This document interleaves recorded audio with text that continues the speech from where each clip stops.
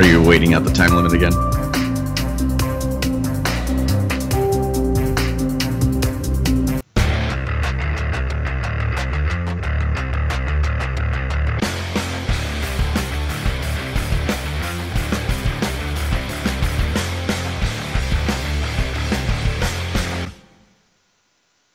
This show brought to you by Ricmotech. Are you considering a Thrustmaster product? If so, you should consider Ricmotech. They are an authorized Thrustmaster dealer. They take support to the next level and offer optional firmware updates, product testing, and support, all free of charge, and will ship worldwide. Check them out at ricmotech.com. Hey everybody! Welcome to This Week Inside Sim Racing. Hopefully you're hearing this properly. Yeah. And Billy's still with us. So, having some technical issues, because that's just kind of how this live show works. For some reason, Billy keeps on getting dropped every 2 to 3 minutes from this call. So, that's why it's taken a little bit longer. So, we'll see how well this works. It might just be a picture of Billy's sprint car during this whole race. Ooh, I'm doing a race now, too. Yeah? No. Oh, I went and touched Skype and I messed it up. Oh, well. That's okay. So, yeah. Let us know how everything is sounding, and if Billy drops, then we'll both know that. I don't know, maybe we'll just keep on calling Billy over and over again. But something on one of our ends. Yay technology, yay Skype, yay Billy's internet speed. Right, Billy? Yeah. So, well, I don't know, man. I have no idea. I tried both connections, but anyway. It's true. And something did change on my connection front, I'll talk to later. But in the meantime, as always, it's more of listen to a show than watch us, I guess. I don't know. So we do an audio podcast. So we'll go ahead and... what happened to the intro? What do you mean what happened to the intro? Oh, good. We're starting to see everything sounds and looks good. Okay, great. Well, at least I look great. Okay. That's all we need, John. That's really... the internet connection always does just pull down the... how clear my webcam looks, so, important stuff. Yes. Okay, yeah, so this week, news items, only have a handful of them. Going to get through those fairly quickly. Got a couple happenings I want to talk about. Poll question. Poll question is up in the top corner of the screen. You should get the little eye, click on that, and we can do that. Remind me to talk about last week's, not poll question, but whatever thing we talked about last week, because there was an answer to that. And then we'll get to Q&A. Try to spend more time on Q&A because that's the fun stuff. So, okay. No, Tim, you did not miss the show. We're just starting late. So you missed nothing. You guys normally show up late. You missed nothing this week. Billy, you're still there? Yes, I'm here. Oh. By the way, Billy, how was your 4th of July? Because you can't see this right now. I got the shit burned out on my forehead yesterday. Oh, nice. I stayed out of the sun. Actually, I had to work yesterday. And then we lit off some big fireworks, but not a whole lot. And then I proceeded to watch TV because I just felt like doing nothing. There you go. Yeah, I went and did the whole parade thing. I was out there for 5 hours, and it was a really hot day and sunny. And besides that, I forgot that I'd been sick for 2 weeks, and I've been inside healing. So I wasn't prepared for the sun. So I ended up not going to fireworks last night because I'm burnt to a crisp and stayed inside and watched Netflix. Yeah. I watched the first episode of Glow on Netflix, which just to see what that is, and I will say at the very least, it's worth watching the first episode. Interesting. I haven't touched it. Mostly because you see Allison Brie topless. And if you ever watch Community, then you know what I'm talking about. I didn't know that was a thing. That is a thing. Okay, let me check. Fool's Justice says Billy's a visual improvement. So there you go, Billy. I know. I'm okay with this. Okay, someone said turn your mic down. Sounds like you did that a little bit. I did a little bit, so am I too quiet? Okay, there you go. I don't know. We'll see. You sound quieter in my ears, but what I get and what everyone else gets not the same. Tom Jones asked, "Did you win the softball game last week, John?" No, we did not. We didn't win many softball games, so it was just the usual. Out in the first round of the playoffs. Let's see. One thing real quickly. Darren is here in chat, So all you guys asking where Darren's been, here he is. And he said something I can mention. I have an AccuForce V2 en route. Yes. Very excited about that. And hopefully that'll be here soon, since I don't live that far away from the AccuForce guys. Nice. Okay, turn myself back up a little. Okay, there we go. Slow blow. Glow starts out great, but the last few episodes, it's a little meh. Yeah, I was wondering about that. Okay, let's go ahead and dive into the sim racing news, shall we? Sounds like a plan. Okay, first up, RaceRoom came out with an update last week, and the ring Knutstorp has been added. Knutstorp? Knutstorp. It's a Scandinavian track. One I've never heard of. It's a shorter track, only about 2 kilometers in layout. One layout costs 299 VRP, and described as a mini Nords, which it does look very twisty. So yeah, there you go. Another Scandinavian track making it to RaceRoom, and one of these days I'm going to sit down and actually try to drive these different ones, because I have not kept up with them. Yeah, I haven't had a chance to try this one either. I've heard of it. I'm just not super familiar with it, so I have to burn a lap or two on there. Yep. So we had that, and then a couple other things. There was also a minor update that came along with that reworked the yellow flag code logic to address all cases where penalties would be wrongfully handed out. Updated the Audi TT Cup handling after feedback from Philip Ellis. I assume he drives those cars. More biting in the front at turn-in and looser rear under braking. And then the Nürburgring and Nordschleife updated the 2017 visuals after it sounds like the team, or at least I know there was one individual there at Sector 3 Studios, I don't remember who like single-handedly built the Nordschleife. Spent like a year on it, and I know he goes to the track a lot, and I think he went over there, took some photos, so now they have everything updated to what it looks like in 2017 spec, which is very cool and something we don't see very often in sim racing. Wow. Yeah, that's cool.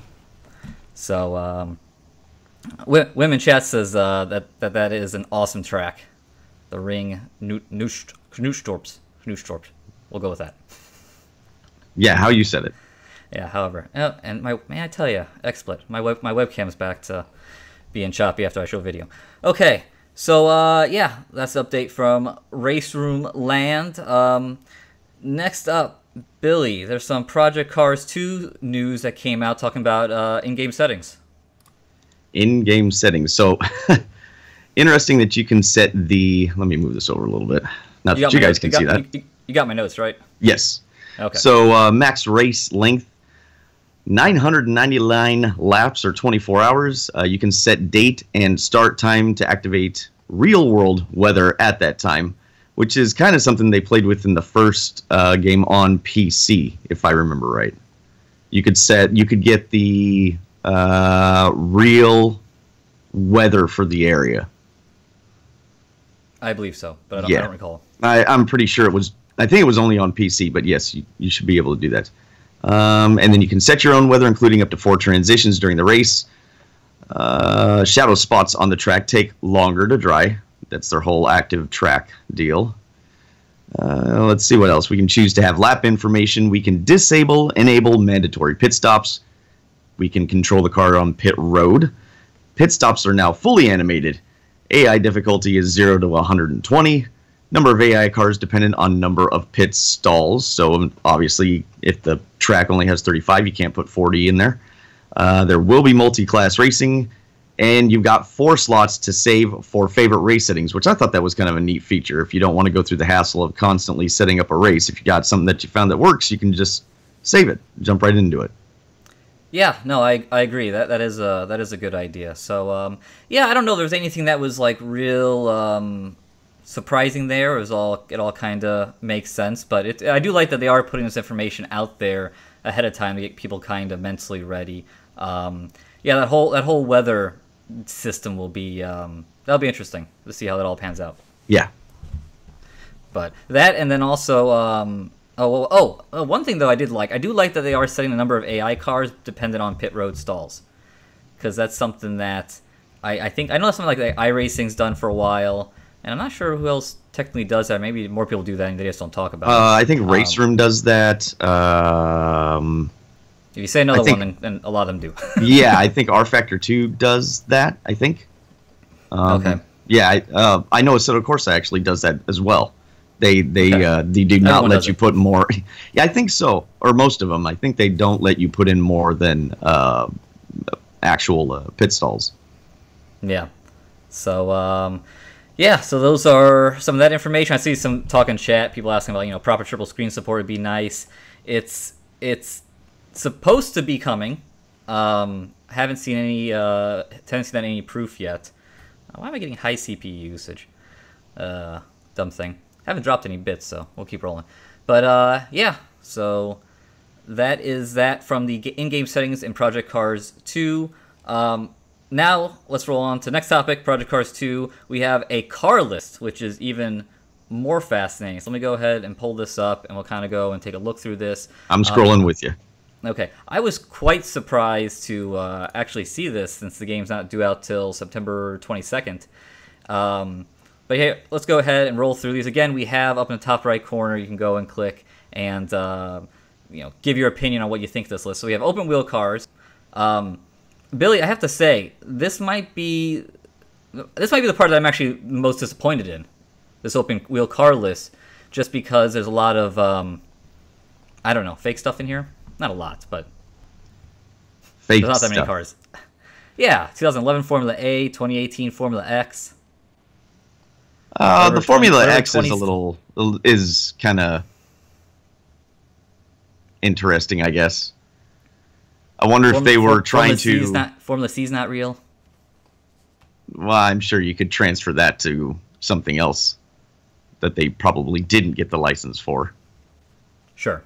The Formula X almost reminds me of like they were trying to anticipate possibly the car that Formula One might go to as far as covering the driver. Sure.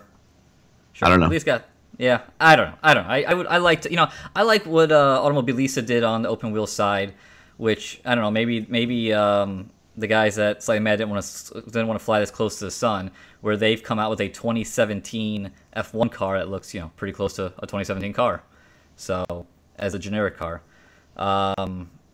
So let's see. So there's that vintage open wheel. Plenty of good stuff here if you're a Lotus fan. Yeah, well, I think that's one of those licenses that are probably a little easier for them to get, and most of those cars have transferred over from Project Cars 1. I don't remember the 77 Lotus. I don't recall either, but there was a bunch of them. So yeah, I think all the other, I think the 72 was in there, but the 77 Lotus I don't recall being in there. So there you go, vintage open wheel. IndyCar, I'm very excited to see IndyCar in there. It was nice they had 2017 versus 2016 cars, but either way, they're still the same cars, just different liveries. One thing of note, that's kind of it's a bummer, but at least they did the best they could with it, is there isn't customized liveries in Project Cars 2, but at least they have real-world paint schemes now, versus Project Cars 1, where they just made up stuff, and I don't know, it kind of takes the immersion out of it for me. Yeah, all that stuff costs licensing, so I kind of understood. As long as the paint, I would prefer, obviously, real liveries on the car, but as long as they make the liveries look realistic, it doesn't bother me too much. I would prefer, I would prefer real cars, though. Sure. We got vintage IndyCar, which is cool to see. I like they have a nice little picking here from the 60s, so that's cool. We'll see how well these cars go around Indianapolis. I'm still we'll see how oval racing goes. Right. Group 4 car, M1, BMW M1. That's cool. Mm-hmm. Okay, so here's where we get really interesting. Project Cars 2 is having a lot of old school cars. And as I was told at E3, they really wanted to go and get a bunch of cars from the same category to race against one another. Well, here we're going to get into a few of them here. These Group 5 cars, I'm sure, Billy, this has you pretty excited about these. Yeah, I like the Group 5 cars a lot, especially since they're including that Nissan Super Silhouette. I don't know if that car did anything good, but the way the car is shaped just looks ridiculous, and I like it. Yeah, so those are, they are wild-looking cars. So we got the Group 5 cars. Then we have the Group 6, so we got a couple of them here. Which I do like that they included the 77 936, which doesn't get a lot of love in Sims at all, along with that A442B. So to put those two together, it's nice to have at least one car that they can race against each other with. Yes. And then Group A. So this is, I guess, Group A, was that just touring cars? I'm not really familiar with Yeah, Group it's a touring car. I mean, they're kind of lumping in DTM, kind of that era all together, because I don't believe that the Skyline or the Sierra ever raced like that. But I think from that area you're missing the Opel. I know RaceRoom has a Mustang. I don't know if it's from that same era, but I mean, at least there's 5 different cars to pick from. Yes. God, the RaceRoom Mustang is a trip. I love the RaceRoom Mustang. It's just nasty. So here we go. Now we get to Group C. Billy, take it away. Oh, well, yeah. I mean, you got the two, probably besides the XJ12 and 14. I mean, the 9 is I think is probably the most famous for Group C as far as the Jaguar is concerned. And then we got the Sauber C9s. R89C, which again is not a usual car. If there is Group C cars included, that's not something that normally gets included. Obviously the 962s, and then from over here on our side of the pond is the GTP Nissan. So those are just ridiculous cars as well. So Group C is one of my favorite eras. I cannot wait to see what these are going to be like. Yeah, I'm really interested to see how these cars drive. I mean, I don't have really any recollection of this era because I was born in '88. But driving the Nissan GTP in iRacing, that's one of my favorite. That's probably one of my favorite like manual transmission cars. Yeah. To go out there and just throw around the H pattern shifter. I mean, a bunch of times on different shows, I've driven it at Road America. I mean, just that combo.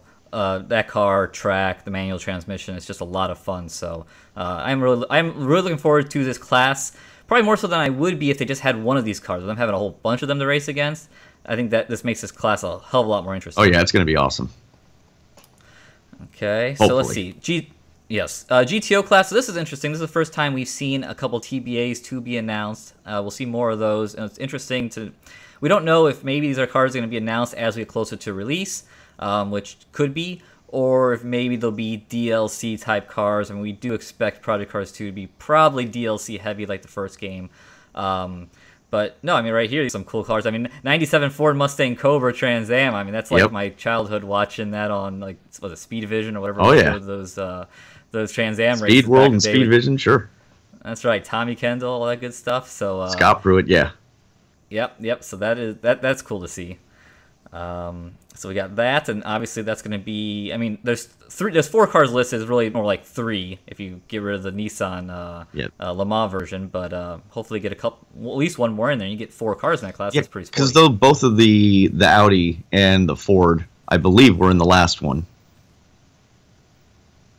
Were they? If I remember correctly, I'm pretty sure. I'm pretty sure the Mustang was in there as well. You're right. It was in there. I forgot. I did drive it once in there.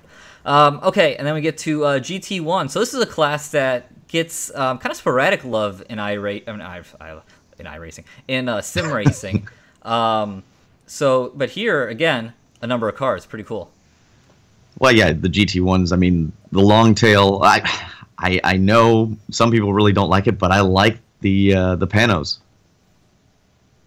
The Panos are so cool, the Batman cars. Yeah. But by the way, I just saw chat. We are going through the car list for Project Cars 2 that we know so far. I believe it's 130 cars they announced end of last week. So let's going through it. Okay, GTE class. I'm a big fan of GTE cars, especially they started showing up into sim racing.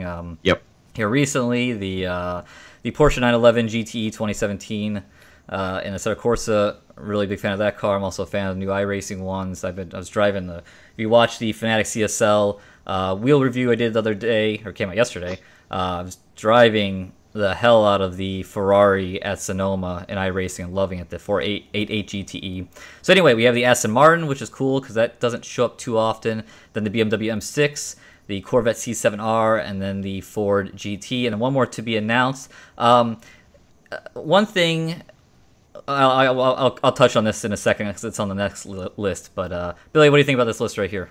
It's cool. I mean, again, it's better than just having one car and here's run against the same car. So curious to know what the TBA is because, like you said, if you look at the GT3 list, it makes you wonder. So yeah, I gave that made you wonder with that because Ferrari is going to be in Project Cars 2, but I believe the only place it shows up on this list of cars we have so far is right here in the middle, the 2016 Ferrari 488 GT3. I drove it at E3, felt pretty good. So I'm curious if maybe there'll be a 488 GTE version that will show up later, maybe some kind of Ferrari pack. I mean, you just, you don't know. Gotta pay extra for that special license. But anyway, regardless of that, this GT3 list, it looks like they've gone and they've hit pretty much all the greatest hits. The interesting thing, and I don't know if I like this or not, I'm curious what you think of it. I kind of wish they would have dropped out the old GT3 cars. There's so many on this list. Like, I don't want to be racing against a 2012 BMW Z4 if, say, I'm driving a 2016. Because you just don't see that anymore. You don't see the 2013 Mercedes-Benz SLS. It's not there anymore. They're on to the new car. So, in my opinion, I would like to see these old ones just kind of go away and just focus on the present. What say you? It does not bother me. I don't care. The cars are essentially in the same era. I think that's pretty hard to make like years of car go together. I mean, you could have made of some sort of a defining line. It's just, where do you make that cut? How, so, and not lose a bunch of cars. So I think it's fine. I understand that. So there you go. Plenty of GT3 cars. GT4 list well represented as well. I don't get too excited about GT4, even though I will say they came in GT4, and so of course it's a very nice car to drive. And the Aston Martin Vantage I actually drove a fair amount in Project Cars 1. Yes. And then lastly, that 2016 Ford Mustang GT4 is a badass looking car, so that has me a little interested. Yeah, that's the exact same thing I did when I looked at the list, and also the Crossbow GT4, because it's I wonder how different that is from the standard Crossbow. Yeah, well, that one's already shown up in RaceRoom, I believe. That one? The cover, so. The GT4? Because it has the funky cover out back. It's like all mesh. Oh, okay. Or if it hasn't, it's coming. I thought it was. Like, it's hard to keep. Yeah, I don't know. I'm not going to say if it is or is not. I can't remember now. There's been a lot of KTMs there. A GT5 Jannetta. I mean, cool story, bro. I don't know anything about Jannettas because they're not here in the U.S. So moving along. Okay, LMP1. Kind of like the open wheel cars. I'm a little like. This is a little disappointed in this, I guess, would be the word. I know Formula 1 and LMP1 cars, I mean, they're probably two of the toughest licenses to get, so I do understand that. But we have the 2014 Audi, carryover from the last game. I mean, all three of these are carryovers. They're carryovers, and now they're a little outdated to where the class is currently at. I mean, a little bit. The e-tron still has electronics. So, kind of at this, but we'll see what that TBA is going to be. Yeah. So that LMP2 car is a little better represented here. I'm very excited to see the Ligier show up to the game, even though you're seeing like 3 different versions of it here. So I don't know why they list 3 different ones. You got to get those engine variants. I guess. And then you got the I don't know what the P20 is, to be honest. And then the Merrick I've heard of, and then the Orica was classic back in that 2013 time. Mm-hmm. So. Actually, I don't know. I drove the Orica a fair amount on Project Cars 1, but I don't know if I ever really liked how I drove, to be honest. I don't recall. I'd have to drive it again. Yeah.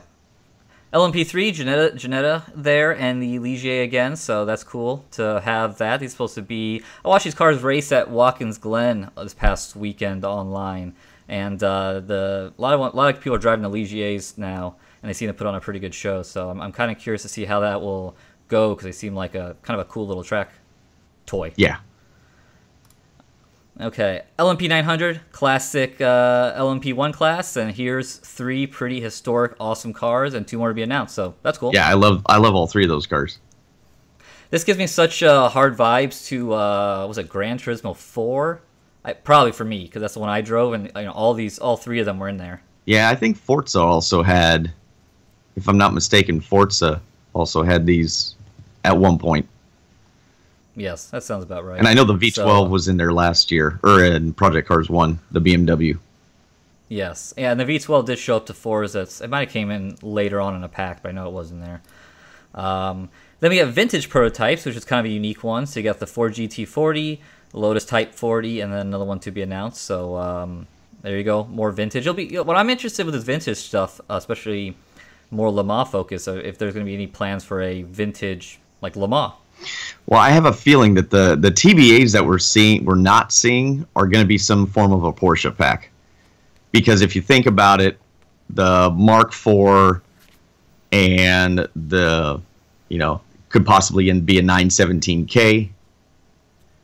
We're missing a few Porsches since they have the license. I'm just guessing. Or could it be a Ferrari? Yeah, I guess. What Ferrari is? I don't know. The 67 with. I can't think of it off the top of my head. Anyway, moving on. Touring cars. So here you go. For touring car fans, this looks like a pretty good list to me. I assume these are all real touring cars. So again, it's a series I'm not very familiar with. Not a lot of coverage here, and by not a lot I mean zero. No, jeez. Oh, being a race fan in the U.S., it's challenges at time. The vintage touring car and GT. So a bit of a jumbling of cars here. Anything stick out to you, Billy? I'm interested to try the '74 Jaguar E-Type. I like the look of that, and then I like the little Escort Mark I. That was a fun car, and I think the Mercedes was also in Project Cars 1, and that was the 300 SEL. That one was interesting to drive. It didn't really stop. It didn't really turn. Not something you had to get used to. I just remember watching my dad try to drive it, and he's like, I can't get it to turn. Billy, by the way, someone in chat said your mic's a little loud now, so whatever you can do. I know you went too low earlier. I'll push it away a little bit. Sometimes there's so much we can do with over top of Skype. You sound great in my ears. Anyway, the 1974 Jaguar E-Type, I missed that. I'm glad you point that out, because I love the E-Type. And just as favorite cars, all-time road cars. Oh, so pretty. Okay, speaking of road cars, here's a segue. A bunch of modern go-fast cars. Cool. Looks good to me. Yeah. I mean, I'm not a huge normal car fan, road car fan, but I'll drive some. I mean, I like the 94 XJ220. Yeah, and I mean, and I've we've had this conversation before. Neither of us are huge road car fans driving in sim racing, but I drove the McLaren 720S. That's the first time I drove Project Cars 2 at E3 was that car over at the Thrustmaster booth, and I kind of got out of there going like, oh wow, that was really fun. So Well, that's good. So yeah, so with that said, might be something there, especially because that was on that Scottish track that I can never pronounce. And I guess I put Bannockbury. Yeah, that one. Okay, and this is, I guess, more... Okay, the continuation of this list. A bunch more. I was gonna say, it looks like they're just breaking them into groups. Yeah. I know you really want to drive that 2016 F-150. Oh, yeah. Fun haver. I mean, it could be interesting over on the rallycross tracks. Oh, I was hoping the rallycross was going to be the next thing, the segue. Okay, so here's the track day cars. Some other kind of funny, the Aston Martin Vulcan, which I saw on, not Top Gear, whatever the reboot is. It sounded amazing. Yeah, the Vulcan looks cool. That 99 Nissan Skyline GTR. Oh, yeah. R34, that's pretty cool looking. Yeah, I like the Skyline a lot. In fact, that was probably when I saw this part, that was the first one I gravitated to. I was like, ooh, the Advent colors. Now, something I didn't notice previously is I just noticed that 2015 Honda 2+4 concept. I don't know what the hell that is. And I think you're looking at the seat / steering wheel. But anyway, that's in there. Yeah, I don't know. Okay, so that's a thing. Okay, on to Rallycross. So Rallycross is going to be a lot more prevalent in Project Cars 2. Unfortunately, I didn't get to try it out at E3. I wanted to. It looked pretty insane there on the CXC motion simulator they had set up. At least people struggling to do it mightily. But they're going to have a good number of tracks, and they've shown off a good number of cars. I actually thought there was more cars than this. But anyway, you got your Ford Focus, your Civic, your Mini, the Polo, so your staples of the WRX. The 2016 Mercedes and then the Renault, are these real rallycross cars? Because they're unfamiliar to me. I don't know about the Mercedes or the Renault, but I know the other ones are. Yes, the other four definitely are. You know, I've watched some of the rallycross races online, and I've seen the four. I just don't know if the Mercedes and Renault are filler, or if they actually that is an actual real car. Mm-hmm. But someone who's probably over in Europe there is going to have to let us know, because they're not over here. Yeah, that's not something that we would be able to verify, I guess, very easily. Nope. And then you have the RX lights for why not? Every time I see the lights, I'm kind of like, who cares? I want to drive the faster cars. Yeah, I drove them. They have them in Dirt 4, and I was like, oh my god, these are so boring. Well, yeah, that's the thing. They don't have any horsepower to them. Like, they just aren't that much fun to drive. So I just don't see the point of them just filling out a game. Okay, we're getting comments that those cars are not real. Okay. So maybe they just kind of made some fantasy cars. Okay. That's too. I don't know why. I don't think they need to having four different brands, but anyway. Yeah, maybe a manufacturer asked them to do it. Yeah, you never know. And then random stuff here. Vintage Cross. You got the old Ford Escort. That's cool. Yeah, that's I like neat. that. And it's only realistic if it like explodes when you go off a jump. Which- Big. All four tires blow off. The fenders come flying off. And then the tire rolls into the stands, hits a crowd member, and then a helicopter life flight comes on in. But And it's the end of the day's event. that's perfect. I wonder where that happened. And then miscellaneous. So this is a random thing. It's a lot of the stuff from Project Cars 1. You got the Rad Bull in there. You got the Ford Falcon VA Supercar, which I love to see the latest iteration of VA Supercar in the game. I would love to get just a full-blown V8. I mean, I know there's mods out there, but I'd love to just get a V8 Super of when they had a bunch of manufacturers, last year before, whatever it was. But just a dedicated one would be fun to do. Yeah, it's sorry, I got distracted by chat. Yeah, no, I agree. I mean, the VA Supercars, they run in so many cool tracks I wish were just aren't out there in sim racing. Then you got the Renault, including the RS01, which is now a defunct series. Then you have the Kart 100cc, which that sounds slow. And then you have the Ford Fusion stock car, which some people were asking, I think last week, if the stock car was going to be back, and I wasn't sure, and here it is, and we'll see now. We'll see what racing at Daytona on the oval in a stock car is like in Project Cars 2. Yeah, Again, oval racing takes a little bit to it, and then drafting's a whole nother animal. Just ask anyone who's trying to do a NASCAR game. Yes. Yeah, the AI is always pretty difficult to get correct, so cross your fingers. I'm crossing my fingers since people can't see you crossing yours. Well, that's why I said it. That's why I didn't do it. I mean, the call hasn't dropped off. I'm almost tempted to turn you back on, but Oh. I mean, we've gone this far. John, you can't say words like that. Okay, so so that was our long-winded, extensive look at the Project 2 cars list. I think it's really cool that they have released that. So we'll see what else pops up between here and there, and we'll see if we get a tracks list. Because it's supposed to be a lot of tracks. It's going to be like, what it sounds like, Project Cars 2 is going to have the most number of tracks. It's only going to be second to iRacing in terms of number of tracks, from everything I've gathered. Yes. Which I looked at the track list, and there wasn't a whole lot that was different. That I saw. There is a fair amount that's different. Okay. I think there's a fair amount of new ones. I mean, off the top of my head, you got Daytona, you have Long Beach, you have Indianapolis now. You have Fuji. Wasn't Fuji in the last one?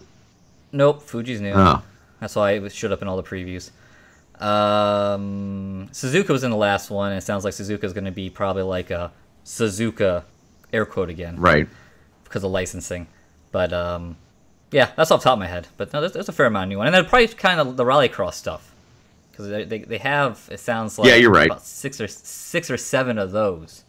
So, it's how I guess I don't know how they're breaking it down. You get Daytona, sure, where they have the they oval, have they have the road course, and they have rallycross. Yeah.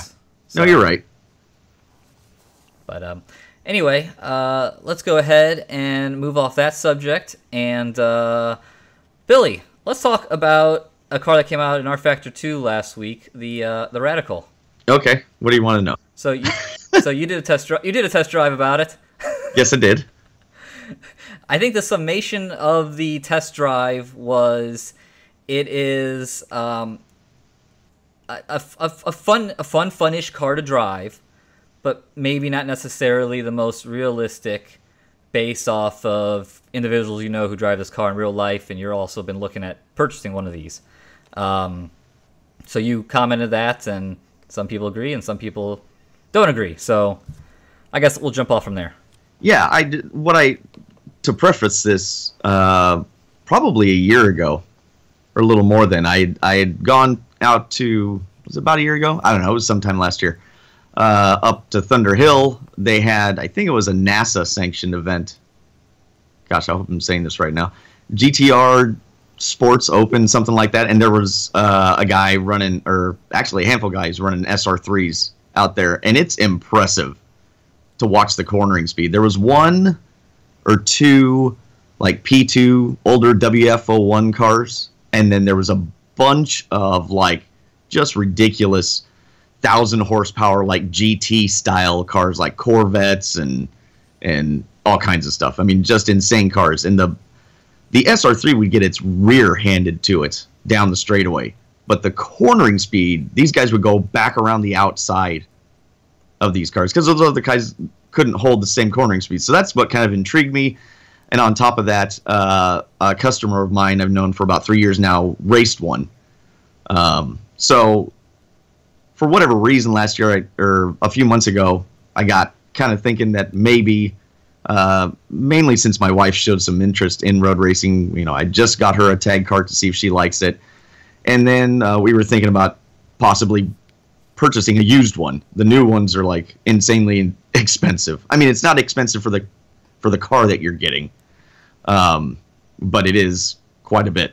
You can expensive for a toy. Yes. So I mean, you can pick up a used one. There was a guy just half an hour from me or so that was selling one with a trailer car, only like 160 hours on it. And it was like 25 or 30 with a trailer, 24-foot enclosed trailer and an extra set of wheels, which is really good. That's not bad at all. Yeah. So yeah, you can find them. So then, like I was saying in the video, that piqued my interest when rFactor 2 let it release, or it said it was going to release. And then they had a stream. And if anybody watched the stream last Thursday, which we were not invited to, I noticed right away that the cars, either watching from in-car view, I switched between a couple different streams, or watching the TV cameras, the car on entry didn't look like it did in real life. But I was like, well, you know, maybe they've got a couple things to fix. But then they released it the following evening, my time. And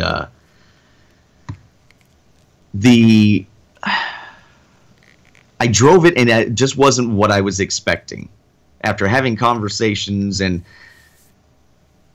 I'll kind of segue into this with a comment that was, somebody said, well, you didn't really drive it, so you really don't know what it's like. And if you ask anybody that's raced cars more than just one or two, I've raced and driven several, you can get an idea by watching what the car does, asking questions, watching in-car video.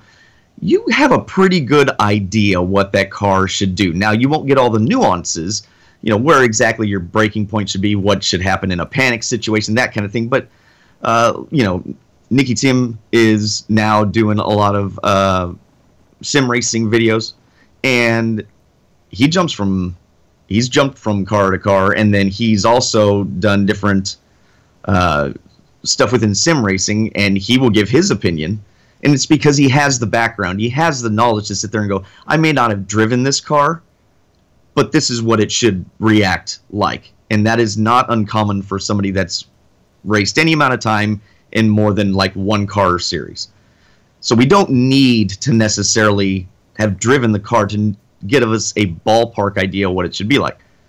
So I went and asked a bunch of questions. Again, I got some numbers. Those numbers are questionable, apparently. I've used 4 different sources for them, but, you know, I'm not going to argue, because I think using numbers to define what a sim racing car should be is a little futile, because these are programs that human beings have done.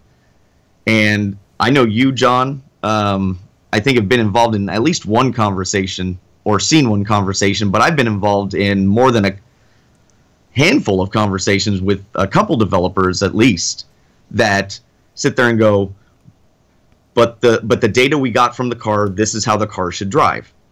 I'm not doubting that. That's not what I'm talking about. I was using the G-force data that I was given to kind of illustrate the point that I felt that the car on turn-in and through the center of the corner did not grip in the correct way. Yeah. Well, and also let's speed this up.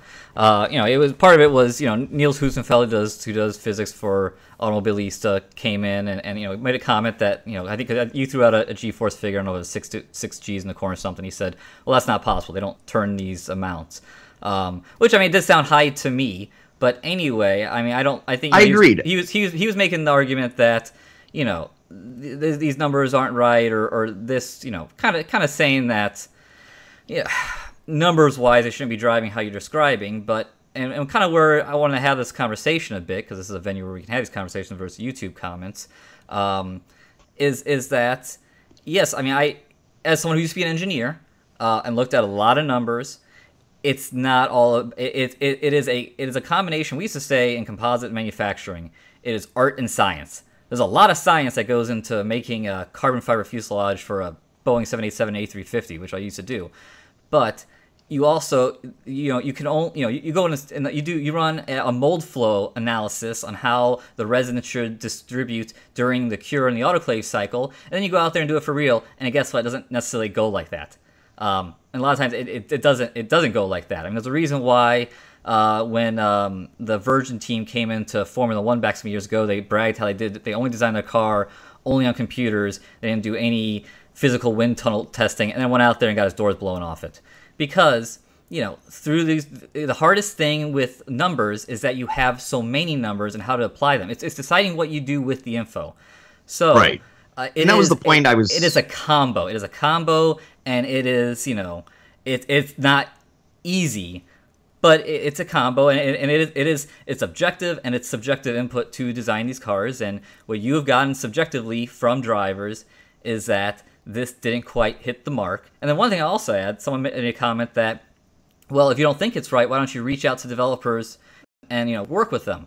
Well, it's hard for us to work with them when we get the same time everyone else does. When it's for you guys, the fans, the general public, it's hard for us then to go and be like, guys, this doesn't feel right. It's like it's gone out to everyone. So if developers want us to work with them, which Billy worked extensively with iRacing on the dirt stuff, and it showed off, hit us up. They know how to get us. John at InsideSimRacing.tv. And ask us for input before it's released when we can help it out. I had made a comment in that stream that this is why you don't let the people that work on it do the testing. Yes. Because they know exactly what it's supposed to do, and they're not putting it out to somebody that doesn't know what it's supposed to do or has an idea what it's supposed to do but doesn't necessarily understand how it's been programmed. I don't know a thing about programming. But like I was getting at is the data that I was given. Fine, scrap all that data. I'm completely wrong. I have no idea what I'm talking about as far as the data goes. I'm okay. I'm not going to argue numbers because, again, like you said, to me, I've always made the comment that numbers give you the starting point. And I can't tell you how many times I've talked to developers and they go, but the car should react like this. And I sit there and go, but the car doesn't. It doesn't do that.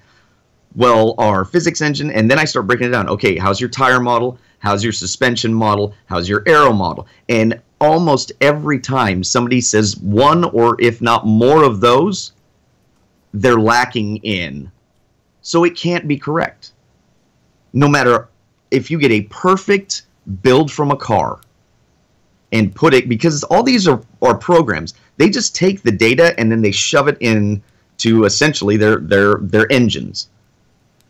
And those things, especially tires, so keeping that in mind, what should be done is take a real world driver I'm not talking about me. Just take a real-world driver that has a good amount of sim driving racing experience and say, okay, does this make sense? Because most of the race car drivers, if they have any sort of sim racing or a good amount of sim racing background, will be able to say, it doesn't do this right, it doesn't do this right, and then make adjustments from there. And I feel like we get hung up on the numbers. I know the Endure Racers, the mod they put out for rFactor 2 was hammered pretty bad for using unrealistic numbers. Okay. Sure. All I can say is that the car doesn't do what it's supposed to do on corner entry and middle. And that was all the point that I was making. I would have felt a little better if Meals would have just gone like, that sounds a little foggy, but here's what I think of the car. And we could have had a dialogue of the car. But instead, what I felt like, and especially with some of the comments later, is it kind of put me on the defensive. And I started to write these, I started to put a bunch of different answers to all the questions. I'm like, I don't want to get in a pissing match with everybody. It's their opinion. That's fine. This is my opinion kind of thing. Yeah, I think it's a fun car. I think the car is fun. I think it's great for, like I said in the video, league racing and all that kind of stuff. And like I pitched to John, I wasn't even sure if I should make this video because my opinion kind of varied greatly from the majority opinion. And when you do something like this and there's an audience that we have, it's hard to know what kind of criticism you're going to receive. Yeah. Oh, yeah, it is. Yeah, it is. So, no, Billy, we've already rolled... Dumb gut webcam. Already rolled through that whole test drive talking about this, so let's put a pin on this. But no, just want to have this conversation. I'd love to have Niels come on the show sometime and talk about development of stuff because obviously he does very good work in Automobilista. I mean, in fact, I know you hit me up a few weeks ago when the new the Formula 2017 car came out, and you were like, "Oh my god, this thing's amazing." So obviously he does good work, and it'd be fascinating to chat with him about this type of discussion on the numbers versus the I respect his opinion. Yes. And that was the thing is I didn't want to make it seem like I was doing an attack. There was somebody that put in there, responded to him real quick that said, well, obviously you're right, he's right or whatever. And I'm like, hold on a second. That insinuates that I'm wrong and that I'm making things up, and that's not true. I guarantee if him and any other developer in sim racing, if they go back and look 5 years in the past, the work they've done and look what they're doing now, they would probably grimace. I mean, it is. I was thinking about this, and I was even thinking about this on the hardware side when I was with that Fanatic piece. Maybe I'll touch on this in a bit. It's amazing where sim racing has gone in the last couple of years on both software and hardware side. There's been so much improvement. I mean, it's still things that got to get there. I mean, we all know that. But, I mean, there's been so much improvement with the tire model stuff. And we've been using this phrase more recently, tire flex. And, it's getting in there, and it's getting across the board. It's starting to rise up. So, yeah, I mean, no one's infallible. We're all. It's like we're doctors. Remember, doctors practice medicine. Right. we're all practicing. How to make cars go around the track like they do in the real world. Yeah. That otherwise everybody's sim would be exactly the same, and everybody's sim you would drive just the same. I guess that was the bigger point I was trying to get at is they're not perfect. So we have to make concessions to make the car feel like they should in the real world. And like I said, he was not rude about it. He was just pointing out that, on the data that he has, and he's right. I mean, that's fine. I'm not going to argue numbers. I don't care to. That's not the data that I was given, but that's fine. Whatever. I would have rather had a conversation more about him disagreeing about how the car handled, that he felt that was more realistic than what I came up with, rather than talking about numbers. So. Okay, let's move off that. One other news item that kind of came in late via Twitter, which, by the way, if you guys ever have questions or things you kind of want to get to us for the show, hit us up on Twitter or Facebook or Instagram, wherever. I try to check up on all of them. Probably check up on them too much. Fool's Jester wrote at Inside Sim Racing, Assetto Corsa Xbox patch 1.4 delayed again, now on forced submission to Microsoft. Kunos in trouble with console dev. Again, this is just from one individual. I don't know if this has been confirmed in any other way. But yeah, if this is the fourth delay for that 1.4 patch on Xbox, I don't know what's going on there. Yeah, that's not good. That is wild. Oh, and yeah, John Hoy wrote, "Guys, you should have Niels on the show." I would love to have Niels on the show. I'd also love to review his pedals, by the way, Niels, if you're watching this. Let's get some pedals in here. Are multiple people getting buffering? I know I'm not looking. I'm like buffering myself, but I've seen a couple comments, but we don't have any drop frames on the stream. Okay, again, that poll question earlier from rFactor, or not rFactor, Project Cars 2, up in the corner. Give your opinion on what you think about the cars list. I think I just had, great, good, okay, bad. I think I kind of kept it pretty simple. So just trying to get a general idea what you guys are thinking of it so far. Yep. Oh, and then one other thing. So we have a poll question. Oh, no, we're gonna do happenings first. Okay. Happenings side of things inside sim racing. I'm planning on getting out probably at least one Sim Racing Explains episode this week. Did a couple earlier this year, and I think they're good at describing things that are not necessarily always described what we talk about. So I've had a bunch of those lined up, so I'm going to try to get one of those out. And that's partially because, as you see behind me, kinda, as I got piles and piles of laminate flooring behind me, currently doing work here in the studio and at the house. So let me just show you how my sim setup is at the moment. And maybe I'm going to imagine this. I'm going to picture this in my mind as you're doing. In your brain. So this is the studio, and this is my next level GT Ultimate V2 with V3 motion, sitting out in the middle of the floor on dollies, and then all the hardware and stuff. Not in the back cave where it should be. And here's the back side of the room, and you can see where I'm streaming at. And you see all that tarp up because killing people. As was the joke last week where Darren's been, and the Dexter joke I made. Yeah, and then also if you saw the Fanatec CSL PS4 video, you can see the plastic that I had next to the F1 GT while I was getting some footage over there. So there's that, and this is currently the back cave, which is sad because since you can't see us, Billy, there's no rig in there and just monitors hanging up, and there's a bunch of plastic covering up my stuff. It's a sad existence that room leads. It is. So, and that's another picture. That's because we have torn out walls. So, ooh, that's showing off into my house there. There was a wall there that's getting moved over. That's going to be a closet for the sim racing stuff, and this wall that's directly ahead of you is going to be coming out further for prettier looking shooting for you guys. So, spending too much money, to make things look pretty and professional. Oh, and while we're here, here's a picture of a puppy, because we're watching a puppy. Aw, it's another Boston Terrier. She's cute. Her name's Ace. So, yes, that is kind of what's going on here. So, while I'm trying to get these projects finished up this weekend, with some of this walls going back up in drywall, I need to kill some time, so I'm going to do the Sim Racing Explained, and then hopefully I can then get cracking on probably the CSW V2.5. Since I just came off, since I just got that recently and got the CSL out, I'm thinking I might just roll on to that next. That kind of makes sense in progression of videos. But you're right. It is money well spent. So I agree, especially since you're spending it. It is easier to say when. I gotta remind myself, this is a job, not a hobby. Because Lord knows, the amount of money I spend, you make it feel like it's more a hobby.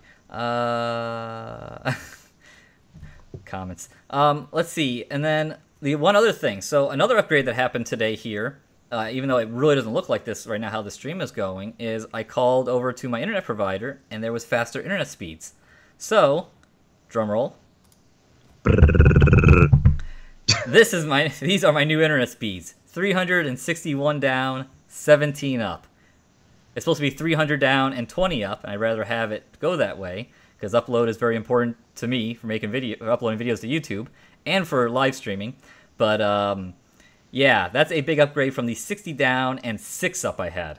That 6 up was killing killing me, killing us on this live show, besides a bunch of other obviously technical things that happen on this live show.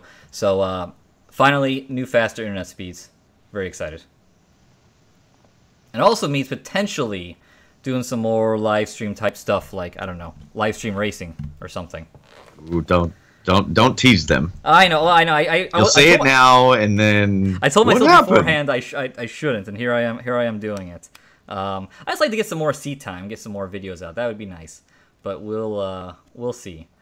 So, but nope. That at the very least that makes it so, like, I mean, I've had this before. People were like, I think when I was trying to get the iRacing GT 4GT GTE video out, it was taking forever to get out because it took like 2 hours to upload.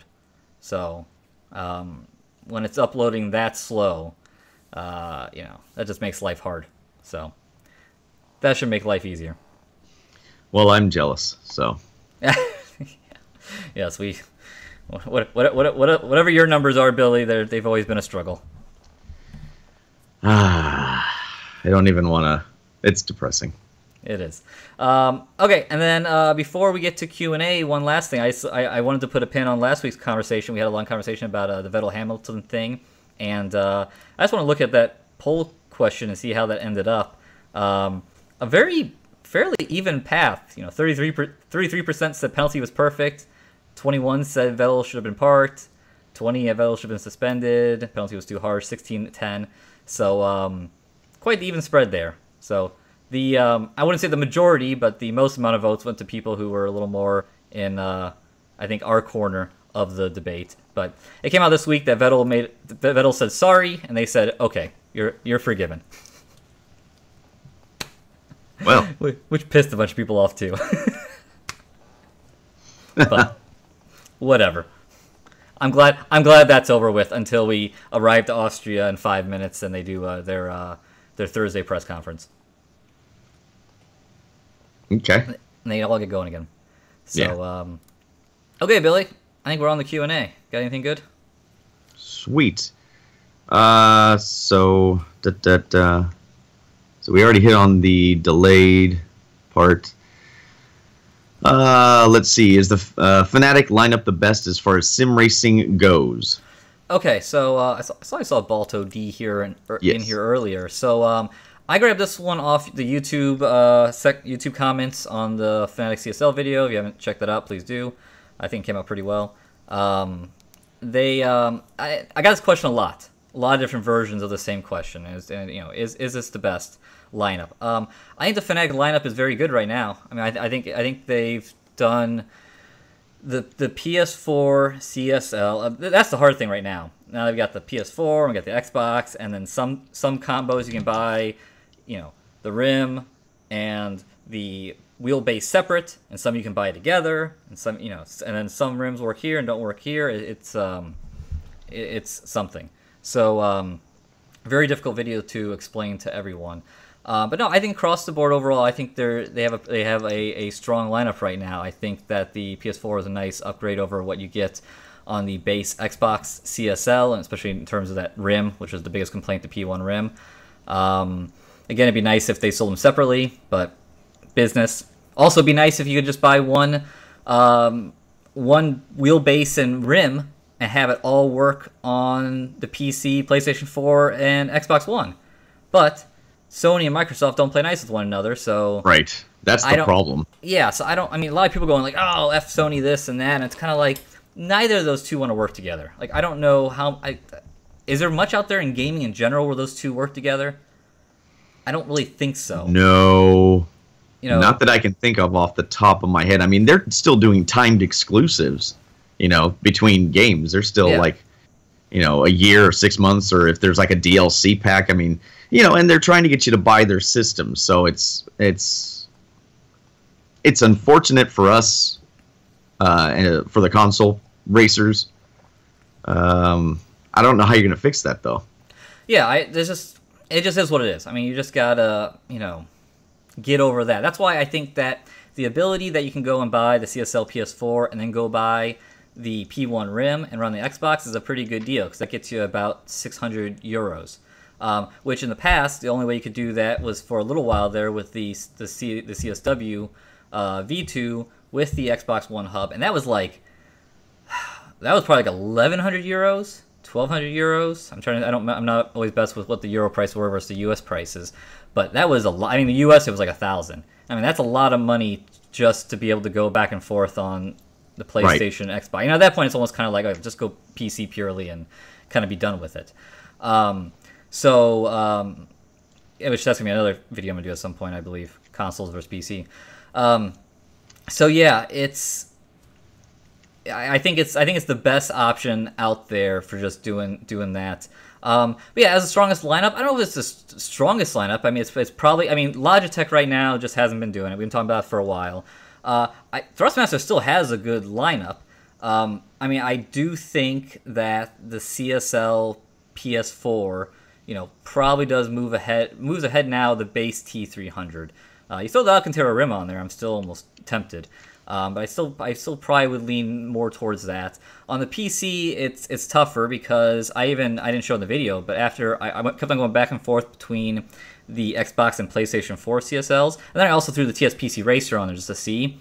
And again, I mean, the TSPC Racer and the CSLs, they're like on top of one another. I mean, it's crazy. They have a lot of similarities. They do have some differences that I outlined in the head-to-head earlier this year. As I noted in the CSL piece, the wheel, some cars, it feels really good. I felt really good in the Ferrari on iRacing and the Porsche. Okay. It's just in open wheel cars, it does this thing. It's almost like a tight snap loose condition, or understeer oversteer. For those of you guys in Europe who didn't understand Billy's tight and loose references in one of his videos, where I thought I laughed at that in the comments. But anyway, it's like that, where it builds up, and then it releases, and it just kind of like, goes, and it does it a little more in open wheel cars, and I feel some of the curves, and I feel like you feel it more on the CSLs than the CSWs. Like the CSL, maybe it's just the internals being, less expensive, more plastic, than the CSW that's a lot beefier. It's not the best feeling. And then I had that thing on the PlayStation 4 where I was getting a lot of vibrations with it, and it's not the first wheel to do that. I'll go and run the Thrustmaster wheels on the PlayStation 4 on the consoles, and you'll get some kind of weird vibrations. And I kind of want to investigate this more. That's why I kind of just left it as it was in the review. And I don't know if maybe it's a data output thing on the consoles. Like they can only get out so much data, and you're losing packets of data there that you're getting on the PC. And, maybe that's it. I don't know. So yeah, but anyway, I like I said, TSPC Racer, CSL, they're right there with one another. The CSW V2 we already said was, I think, probably the best of the non-direct drive wheels, and now we got the 2.5 that I'll be checking out. And I'm assuming it's going to be a short review. I'm assuming it's going to be like, yep, still good. At least that's kind of what I'm hoping. Yeah. So I mean, lineup-wise, again, like I was saying earlier with software, I'm very impressed where hardware is at. Like I look at the Thrustmaster lineup with the T150, T300, and TSPC Racer, and then fill in the Xbox versions. I'm like, those are all quality wheels. They have quality rims. They got the Sparko rim coming, and they're also coming with the Xbox version of the TSPC Racer, which is interesting. I mean, it's good to see. And I drove that at E3, and that felt great with the Sparko rim. That felt really good. So, those are all really, really good, and I think they're at the right price points. The Fanatec stuff right now, between the CSL and the CSW, that's all really good, and I think those are about the right price point too. So it comes down to what you want to spend, really. I can't, like I said, even if you want to only go spend $200 on a T150, we've talked about this. I kind of rather go drive a T150 than a Logitech G920 these days. And here's Whip Daddy Whip saying, great name. T150 is cheap plastic crap. It is cheap materials. It is. I will not argue with that. It does not feel the best in your hands. But internals wise, I prefer the belt and gear drive more so than just the pure gear on the Logitech ones. So anytime I jump back on a Logitech like a trade show, I'm just kind of like, ugh, why isn't this updated? This is so old technology. And someone also mentioned earlier that the T500, maybe that was the original question, that he tried a T500, wasn't too impressed. I know we got Spatial Dragon here who will die on the cross for his T500. But the T500, it's old technology, in my opinion. The T500, I rather drive a T300 than T500, even if the force feedback is stronger, because it's not very smooth compared to current standards. So yeah, so that is Deadpool said Fanatic has the best mainstream pedals. Fanatic pedals are really good. I mean, Mainstream, yeah, I would agree. yeah, no, mainstream wise, I mean, I use the CSW or the CSP V3s. Been using inverted pedals. Got to put a review out for that. That's been good. They have a load cell. The CSL Elites brake is really good. I really like that. So yeah.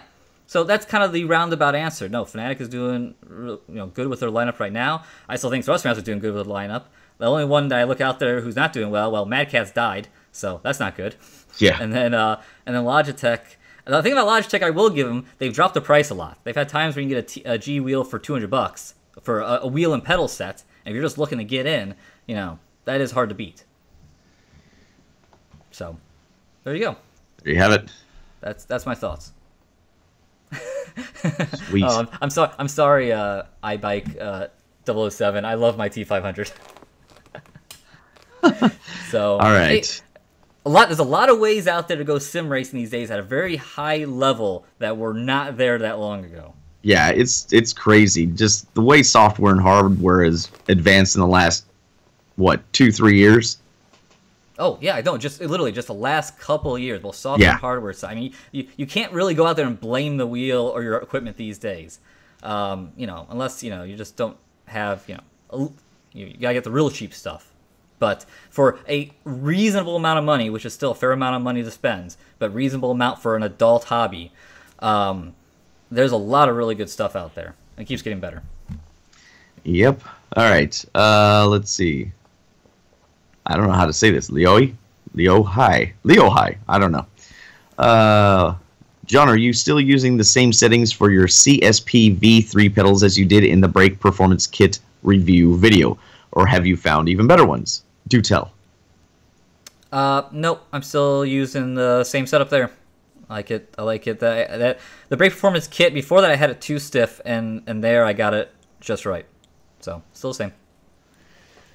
And then also asked, do you think a dual screen setup can be a decent solution for sim racing in any case, or should it be avoided even if the monitors had very thin bezels?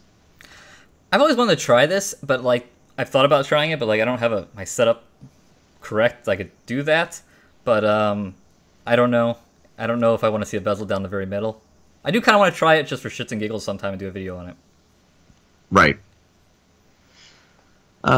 James Osborne, which is more important in iRacing, finishing high up in championships or just doing as many different races as possible? What matters is that you're enjoying it. It depends on what your goal is. It depends on what your goal is. I was never someone who went out there and ran 70 races a week. I prepared and ran one, and if it was good, I'd probably be done for the week, and then maybe I'd run a second one on Sunday if I had a bad race on Saturday. But that was all the satisfaction I needed, was just one good race. Some people go and they run 10 races a day. So whatever works for you. Yep. I wanted to run well. Safety rating just kind of comes along with it when you figure out how to run well. I agree. Let's see. Jeremiah, is there a way I can buy iRacing without paying for it yearly? Because on Steam it said it was $110 a year. I don't have that type of money. And I think you've already got some answers in chat that said, yeah, you can. Yeah, I think is it 3 months? Is the lowest? You can go a month, 3 months, and a year and 2 years. Maybe there's 2 years on Steam. I mean, the Steam question, I'm not sure because I've never used it on Steam. But that's, I think, the traditional breakdown just from the iRacing.com. Yeah. What else do we have here? Holy5223, what does Sim... I don't know if you know this. I don't. What does Sim Vibe in extensions mode actually do? That might be more for Darren, but I wasn't sure. Our Sim Experience answer man left. Darren, where you at? I don't know. You have to reach out to them. One of the things I want to get going here before the fall gets very busy with new releases and get SimVibe hooked up. Of course, I need to get my rig back into the back cave. So one good thing though about that work on the Batcave, you might have noticed there was like a header because it was an old closet. We've knocked out that header now, so now hot air isn't quite getting as trapped in the closet. It should dissipate into the rest of the room more, which would be good for me because I was sweating in there the other day. Nice. Alex, how good is asks how good is the Rikmatech load cell brake mod for G27? I don't know if I've ever tried it. I have not tried it, but I have heard it is good. So,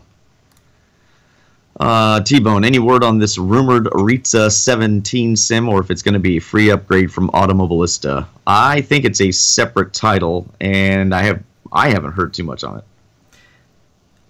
it. I thought the only thing that I vaguely recall about this was kind of like Automobilista is going to end and it's going to go somewhere, so that somewhere is going to be insert Riza 17 as a name. Right.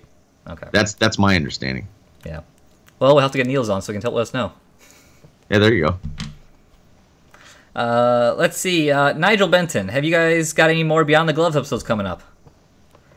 Billy, what are we doing? Yes, whenever we have a chance and we have a topic to talk about. Do you want to try to film one tomorrow? We'll talk about that. Yeah, I want to get more people on. It's just it actually requires like logistics and effort to get people on. So, yeah. Yeah, it's not for a podcast. It is not a quick process for us.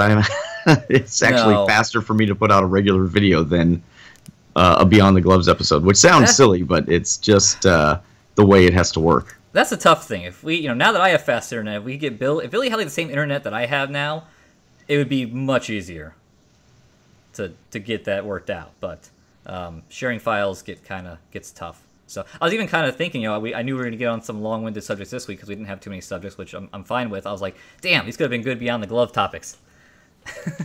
Yeah, you're right. No, we like to, we're just trying to figure out how to balance all this stuff.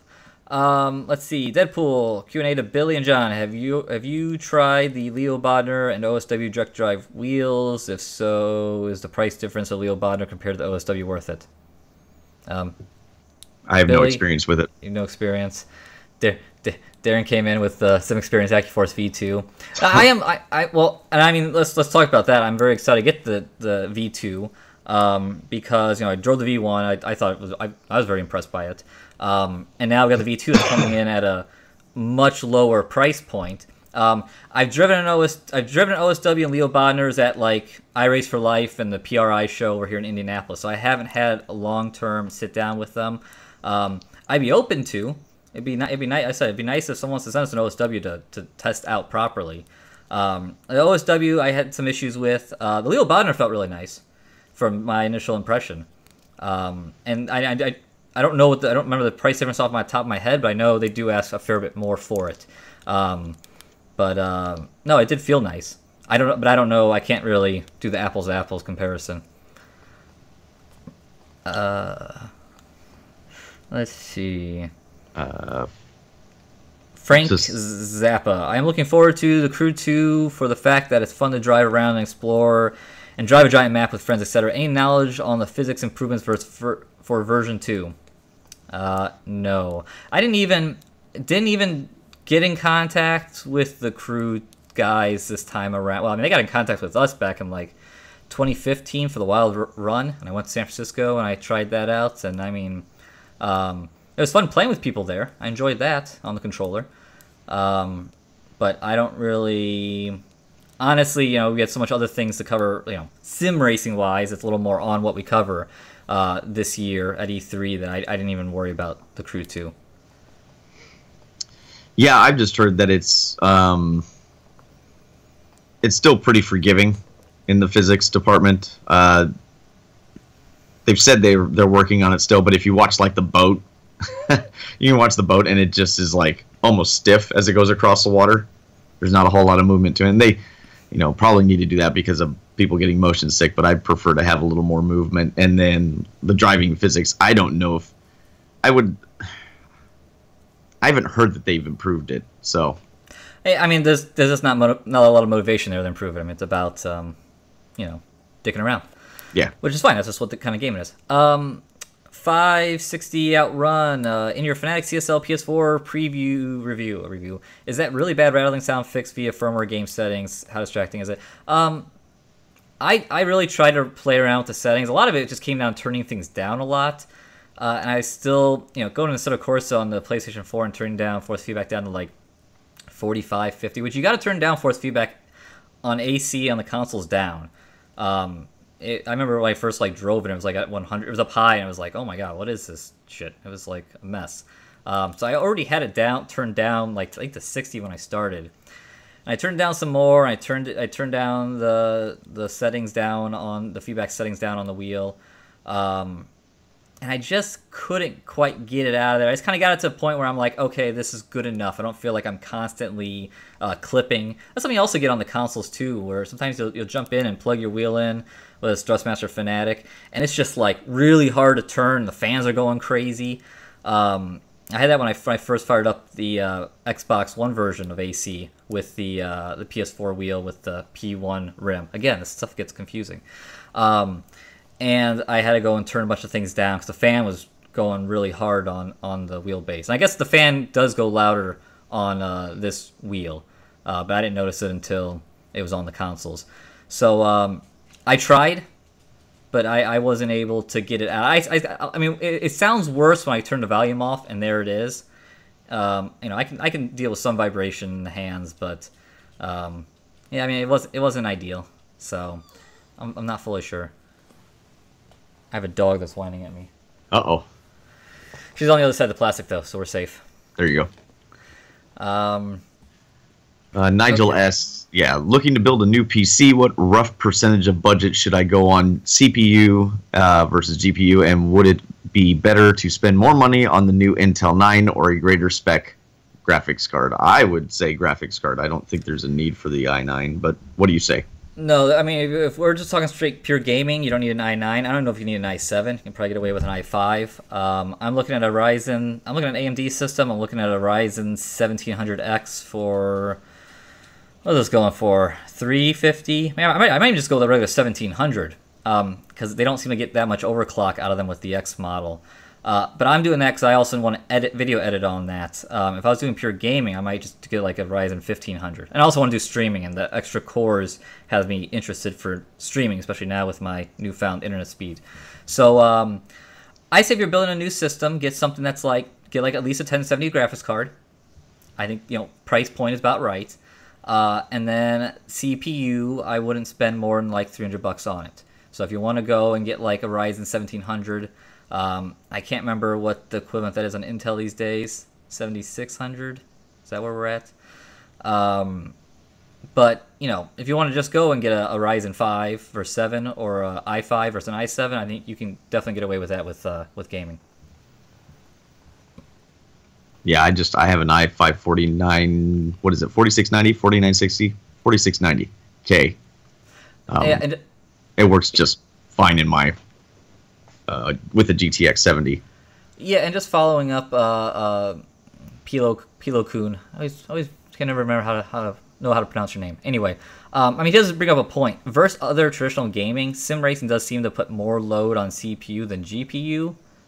Traditionally, there's still most of your load is going to be going on the GPU. So, again, you can't this system here has a really, it's got like an i5 that's not the best, and so you got to get a decent CPU, but you don't have to go and get the best. Yeah. Okay, so while you're busy timing people out, what's next here? I probably want to get rolling through these a little quicker. No, we still got 276 of you guys still watching, so not too bad. Kurt Peel, when will you get the PS4 TGT wheel to review? That's the Thrustmaster, right? That's the new one? Correct. I do not know. Okay. I don't know. I talked to Thrustmaster at E3, and I was kind of like, you guys were done with this wheel last year, right? You were ready for the launch of GT Sport last year, and they pretty much were like, yeah. So I don't know. I didn't get a. It sounded sooner than later, but I don't know. When you're that and kind of working together with a like a GT game. There's timing stuff, so I don't know.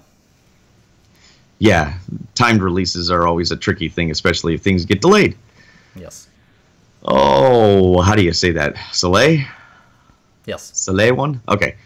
How to have iRacing add new tracks, so I'm assuming the question is will or how to get iRacing to add new tracks like Monaco, Catalunya, blah, blah, blah. New cars, F1 2017. That won't happen. As far as the F1 2017 stuff goes, because they just came out with the Mercedes, or right, McLaren. Well, McLaren came out at the end of 2015. I could see him potentially getting a. Let's see. I could see him potentially getting a 2017 F1 car. Monaco, that's a tough one to scan. Catalunya, I don't know why you'd want that. That's not a fun track. There's better tracks to get. So yeah, I don't know. That fun stuff's really hard for titles like iRacing that can only go and license with a team. Let's see. Jeremiah Greendose. rFactor 2 have better dirt track racing mods? If you're talking about between rFactor 1, no. I don't know actually of any rFactor 2 dirt mods. They're all still stuck in rFactor 1. I know Dirtworks Designs put out a poll to see if people had rFactor 2 from their audience, and then they would, because it's significantly more development time for rFactor 2, even though I think Studio 397 is trying to streamline that. You're still in rFactor, the original. Yeah. Just conversation, people talking about the TSPC Racer and the TGT. Darren thinks they're the same. I was wondering that too. At E3, I did talk to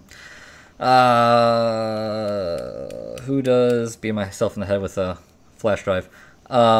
David Greco, who does development work on Codemasters, and he made a comment like he actually got to drive it with it properly turned up, and that he thought it was stronger than the TSPC Racer. So that'd be cool. Again, that I'm kind of like, it does have a 28 centimeter diameter rim. So is it stronger, or is it just a smaller rim diameter? So that's part of the reason I talked about that in the CSL piece, because I had a long conversation with Thrustmaster, not a long conversation, but interesting conversation with Thrustmaster about that at E3, and how Sparco wanted to use full size rims, 31 and 33 centimeters, and they had to make sure they had a base wheelbase that was strong enough to power that, so that diameter it wouldn't feel weak. So right, it's fascinating stuff. Speaking, this works out well. Toxic Nebula 39. Any updates on new Sparco rims for Thrustmaster will be available to buy standalone? They would not say. I think the answer is going to be no, because business. But I do not know. I don't know when they're coming out either, or price. Even though I think it was Q4 was kind of the answer for everything that was there at E3. Where are we at? Ellie Osmond had a G27 for 2 years. It's had some issues with power supply going out, but I've modded it a lot and I love it. If it were to break, what wheel in that price range that is moddable do you prefer? I don't know. Yeah, I don't. The actual wheelbase? I don't. Because I know you can do a mod for the Thrustmaster pedals, but not the wheelbase. Yeah, there really isn't such thing as a modding for yeah, there really is such thing as a modding for a wheelbase. So one thing that Pilo Coon said in chat here I want to catch, he said to be honest, you should do a comparison of a couple systems like R5, R7, i5, i7, different GPU sim. I would love to do that. I mean, part of the thing, if I build something new, I will spec it. I'd love to do that, and I'd love to get with a PC partner, a PC maker, and show videos like that. Because that is one thing that information is not readily available, and trust me, I've been trying to get that information out there. When we got at least when I got the graphs card from EVGA at 970, I did a video benchmarking it, and then when I bought my own card, I did a little video on that too. So it's something that's very much missing. It's just that I don't have thousands of dollars to go out there and buy all these parts and Right. buy them and then sell them off, and it just becomes it becomes a lot. I would love to get with a partner to go though and properly say, like, let's spec out a $600 sim racing system, an $800, $900, and you can go in there, and if you buy this PC, you'll be able to turn this frame rate at this resolution in this game. Love that. But Ali clarifies moddable meaning able to change the rims and pedal springs. Oh, well, I mean, there's definitely a lot of people have modified G series wheels with aftermarket rims, and then the brake mods. That is a thing. Yep. All right, none your business. Should we temper our, I like it. Should we temper our expectations for affordable entry direct drive wheels in the near future? Yes. It depends what your definition of affordable is. Well, that's true. I mean, it's I think getting around that $1,000 price range for direct drive is pretty sporty, and that's what the AccuForce V2 is doing. So, but if you're considering affordable at a T300 or G, 29 or whatever levels, then no. No, I mean, and I talked to Thomas from Fnatic at E3 about this, and he talked about it. He's like, this was a lot of work. It was a lot of R&D costs to develop a direct drive wheel. A lot of costs, and also for a lot of costs, and for a product that he kind of admitted is a niche product. Not only so many, not only to sell so many units. It's only so many people that have the funds to go to that level. So it's not like, let's just say, it's not a bumper crop type product. So. Yeah, with the costs that go into it, it makes it tough to go really cheap. Yep. John Hoy, how's the new partial UI in iRacing looking for you guys? I tried it once and it didn't work very well in triples, so I stopped.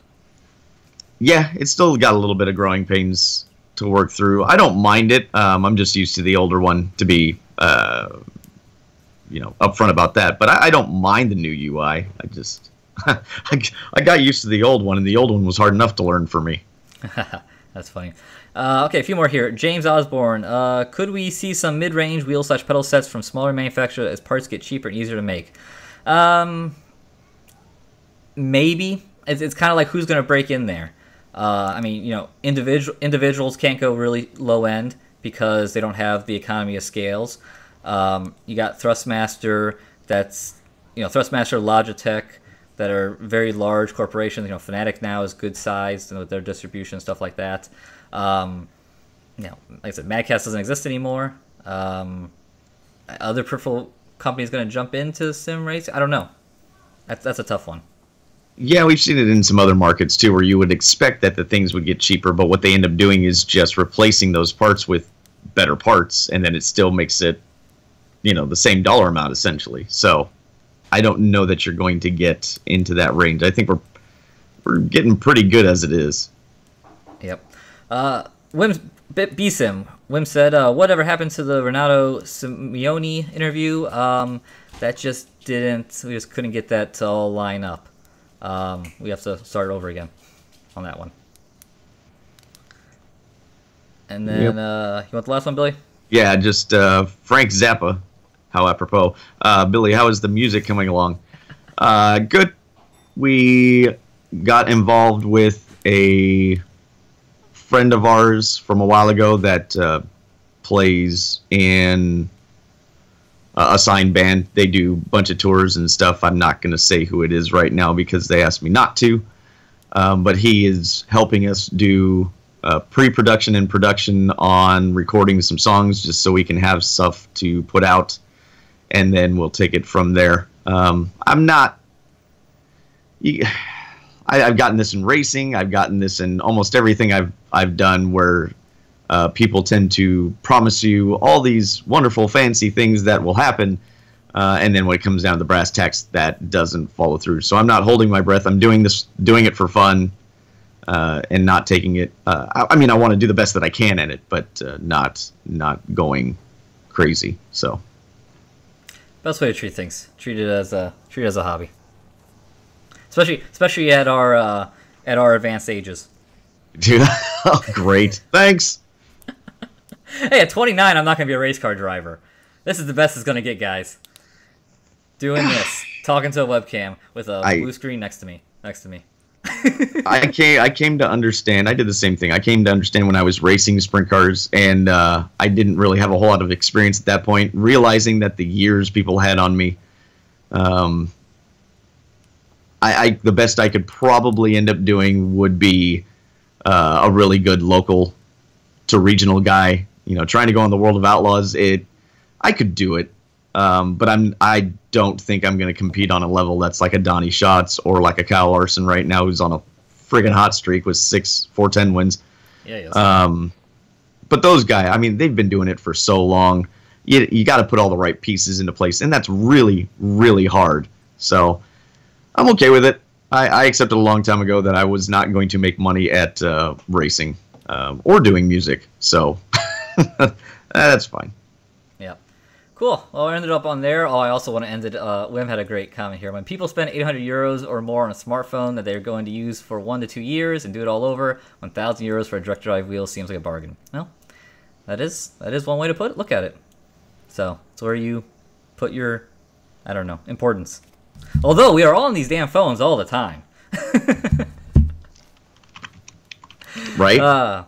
Okay, cool. Well, guys, thank you for hanging with us and waiting to get the show going. Technical issues. I'm glad that Billy was able to stay on for more than 2 minutes and 40 seconds, which was our record when we had video going before the show started, which is why we had the delay. Or it would drop, yeah. Actually, I lied. Our record was 3 minutes and 20 seconds. The last time it went a little bit longer just to give us false hope. But anyway, no, I think it was a good show. We had some good conversation, and it's a little more about the conversation than the visuals here. That's why we have these fancy produced episodes like the one I put out yesterday where I didn't even put myself in it. I was like, here, have some B-roll. I want to keep this. I want to keep this short and sweet. If I wouldn't have read a script on that one, that would have gone for 45 minutes because there's so much stuff to cover. So I'll let myself blab here. Perfect. Nothing wrong with that. Nothing wrong with that. Okay, Billy. Anything else? No. Cool. We did it. Good show. Yes, sir. High five. I will not. I can't even do a virtual high five because I can't even see you. So you can't. Okay, so for Billy Strange, I'm John Sable. Thanks again for joining us on This Week Inside Sim Racing Live. See you guys next week here or on our other shows. Later. Thanks, guys.